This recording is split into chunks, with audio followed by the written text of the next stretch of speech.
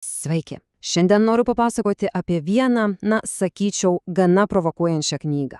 Ji vadinasi Gydytojas, kuris išmoko išgydyti viską. Ir meta rimtą iššūkį viskam, ką galbūt manėme žinantis apie sveikatą. Jos autorius pristato radikalią idėją apie visiškai naują medicinos rūšį. Pasak jo, ji gimsta iš dabartinės medicinos sistemos krizės. Tad pasiruoškite, nes tai, ką išgirsite, gali priversti gerokai kitaip pažiūrėti į savo kūną. Gerai, tai pradėkime iškart nuo pačios esmės. Knygoje iškart metamas toks, sakyčiau, neįtikinai drąsus teiginys – visos nepagydomos lygos yra pagydomos. Taip, teisingai išgirdote. Autorius tvirtina, kad visos tos būklės – artritas, diabetas, alergijos, kurias medicina dažniausiai tik valdo, bet neįveikia, iš tikrųjų yra pagydomos. Šita mintis ir yra visos jo filosofijos pamatas. Tai kasgi tas žmogus stovintis už šių idėjų? Tai daktaras Jevgenijus Bliumas. Knygoje jis pristatomas, tikrai ne kaip tipiškas gydytojas. Tiesą sakant, jis pats sąmoningai atsiriboja nuo medicinos sistemos ir sako, kad jis negydo, o sveikatina. Tai mąstytojas, kuris veikia visiškai už nusistovėjusių žemų. Ir štai čia atsiskleidžia esminis skirtumas. Pagalvokime, tradicinė medicina dažnai kovoja su pasekmėmis, skirdama vaistus simptomams slopinti. O Bliumo filosofija teigia, kad tikroji problema slypi ne kažkokių cheminių medžiagų trūkume, o tiesiog neteisingoje kūno struktūroje. Jo tikslas – atkurti teisingą kūno formą, o tada, pasak jo, ligos pasišalina pačios.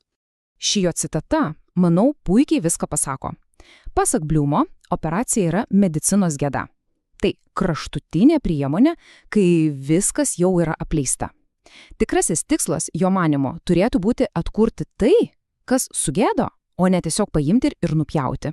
Bet kaipgi visa tai veikia? Gerai, pereikime prie pačios filosofijos brandulio. Pagrindinė idėja, pasak knygos, yra visiškai priešinga tam, ką esame įpratę girdėti. Ne vidiniai procesai lemia mūsų išorę, o atvirkščiai, fizinio kūno forma valdo absoliučiai visas jo biologinės funkcijas. Kitaip tariant, jei pakeisime kūno geometriją, ištaisysime asimetrijas, pakoreguosime laikyseną, keisis viskas. Ne tik savijauta, bet ir vidinių organų veikla, kraujotaka ir net, kaip teigiama knygoje, pats mąstymo būdas. Tai tiesiog visiškai kitoks kampas žiūrėti į sveikatą. Gerai, o kaip tada genai? Ar ne jie viską nulemia? Knygoje pateikiama labai įdomi analogija. Įsivaizduokime, kad genai tai tik statybinės medžiagos, paprasčiausios plytos, o koks namas bus pastatytas iš tų plytų priklauso nuo architekto projekto. Šiuo atveju tas architektas ir yra kūno forma. Būtent forma, pasako autoriaus, nurodo, kaip tomis plytomis naudotis. Kad būtų dar aiškiau, pasitelkim paprastą metaforą. Mūsų kūnas tai lyg koks maišas, o organai jame esantis daiktai. Jei tas maišas yra persikreipęs, suspaustas, susisukęs, tai neišvengiamai nukentės ir viskas, kas yra viduje. Sutriks kraujotaka, organai pasislinks iš savo vietų ir štai jums ligų priežastis. Filosofija atrodo aiški, bet kaip visa tai atrodo praktiškai? Pažiūrėkime, kaip vyksta tas kūno remontas. Metodas, kuris, pasak Bliumo, nėra nei sportas, nei tradicinis gydymas. Tai kažkas visai kito. Knygoje aprašomas procesas yra labai struktūruotas. Pirmiausia, Bliumas nustato individualias kūno asimetrijas. Tada specialių įrenginių pagalba aktyvuojami gilieji raumenys, tie, kurių paprastai sporto salėje mes nei kaip nepasiekiame. Ir galiausiai išorinė jėga padeda kūnui grįžti į taisyklingą padėtį. Ir štai čia, manau, yra vienas iš esminių skirtumų nuo įprasto sporto.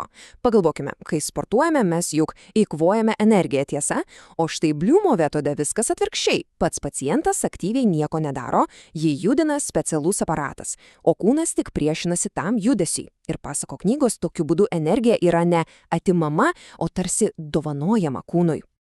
Gerai, teorija yra viena, bet knyga tiesiog pilna istorijų, kurios skamba tiesiog neįtikėtinai. Pažvelkime į keletą pavyzdžių, kurie pasak autoriaus ir parodo tikrąją šio metodo galią.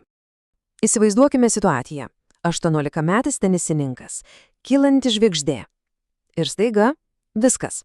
Dėl ūmaus skausmo pėdoje jis nebegali ne tik žaisti, bet net normaliai vaikščioti. Geriausiai Europos specialistai nustato kraupią diagnozę – kaulinio audinio nykimas. Po 9 mėnesių kančių ir bevaisių paieškų tėvas su sūnum atvyksta pas Bliumą. Paklaustas, ko jis tikisi, tėvas ištarė tik vieną vienintelį žodį – stebuklo. Ir tas stebuklas, kaip aprašoma knygoje, įvyko per 15 minučių. Įsivaizduokite, vos 15 minučių truko pirmoji procedūra. Po jos vaikinas atsistojo ir tiesiog nuėjo be jokio skausmo. Jau po kelių dienų jis vėl bėgiojo. Ir dabar įdomiausia dalis. Kokiagi buvo priežastis? Pasirodo, jis apskritai nesirgo jokia kaulų liga.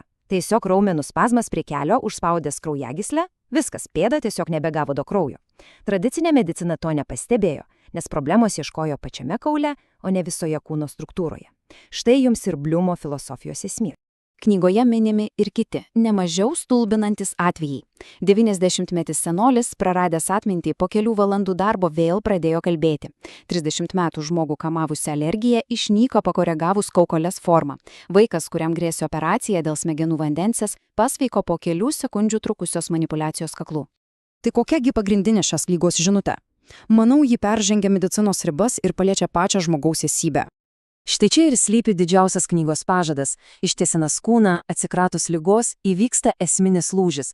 Keičiasi mąstymas, pomėgiai, santykiai su aplinkiniais. Knygoje teigiama, kad žmogus tampa tiesiog naujos. Ši Bliumo citata labai vaizdžiai apibūdina tą transformaciją. Tai ne šiaip pasveikimas, tai visiškas persikrovimas. Ištaisus kūno formą, pasikeičia ir visas jo turinys. Galiausiai knyga palieka mūsų su vienu esminiu klausimu. O kiek iš tikrųjų mūsų gyvenimo, minčių, sėkmių ir nesėkmių lemia ne atsitiktinumai ar charakteris, o tiesiog fizinė mūsų kūno struktūra? Ar gali būti, kad mūsų kūnas ir formuoja mūsų likimą? Tai mintis, kurią, manau, tikrai verta apmąstyti.